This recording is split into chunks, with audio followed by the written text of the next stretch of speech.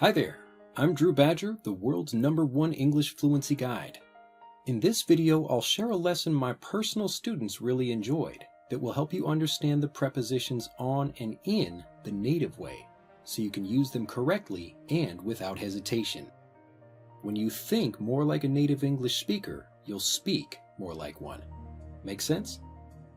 Well, this real-life lesson happened when I was reading a book to my daughter. My Japanese mother-in-law, who also knows some English, was listening to the story. When I read the bears were sitting in picnic chairs, my mother-in-law asked why the bears were in the chairs rather than on them. "I learned in school that you use on for chairs," she said. Now, on can be used for chairs, but rather than using a rule or translation, try to think about sitting like a native. In the book, the chairs had armrests and backs, which made the seating area more like a box you'd sit in. But the lesson goes deeper. Natives actually have two different ideas in their heads, even if they don't know it, when they think about sitting. And this is why people can use in or on and be correct either way, most of the time.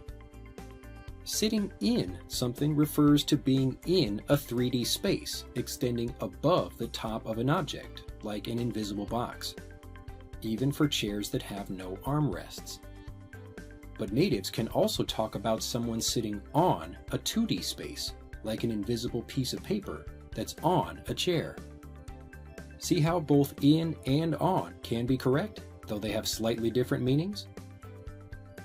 This way of thinking about situations and words is what helps you develop a native's sense of correctness.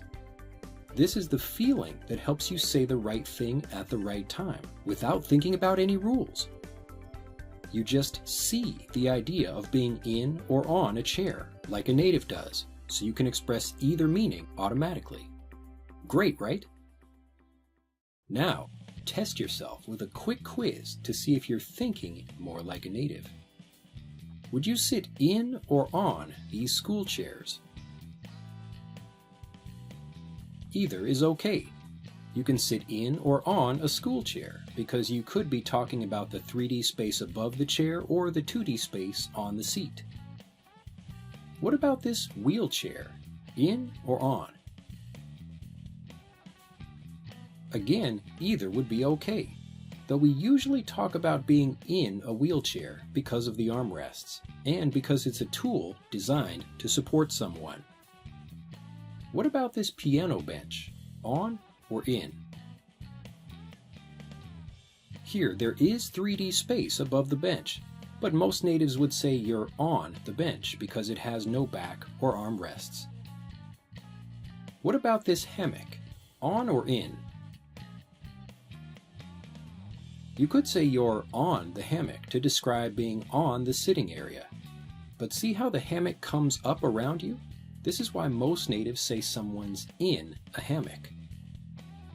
Next, what about this couch, also called a sofa? In or on?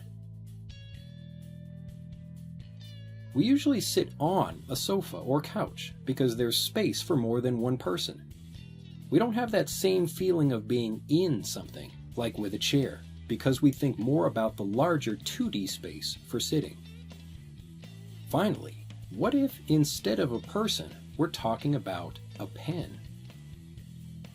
Would a pen be sitting on or in a chair?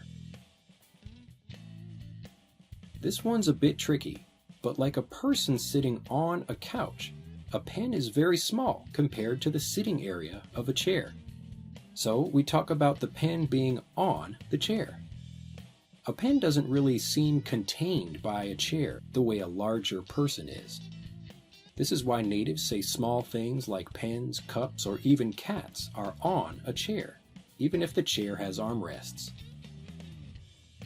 Congratulations! You're now thinking more like a native about sitting. That was easy and fun, right?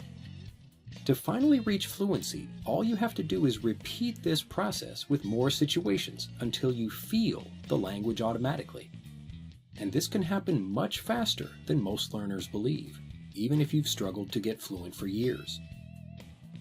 If you'd like to learn more about how to think like a native so you speak more like one, Click on the link in this video or on the link in the description below this video to tell me what your biggest communication problem is.